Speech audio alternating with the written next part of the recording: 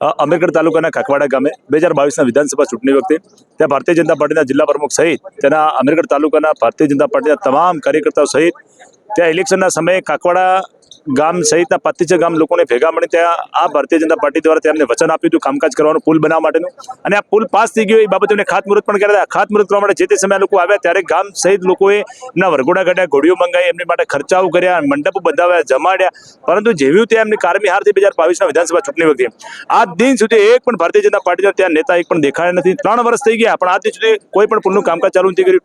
આ પુલનું કામકાજ ચાલુ નથી, પુલ નથી, એ બાબતે અમારા ત્યાં ગામ લોકોને ખૂબ જ તકલીફ પડે છે અવરજવર કરવા માટે. જ્યારે પૂર ખૂબ જ નદીમાં વધારે આવે છે ત્યારે બાળકો ભણવા પણ નથી જઈ શકતા, ત્યારે પોતાના જીવના જોખમે બાળકો ભણવા જાય છે. આજે પણ શિયાળાની કડકડતી ઠંડીમાં બાળકો ત્યાં ચાલે છે. આજે પણ એ નદીમાં પાણીનું વહેણ છે, ખૂબ જ ઠંડા માત્રામાં પાણીનું વહેણ છે. એના કારણે બાળકો બીમાર પણ પડતા હોય છે.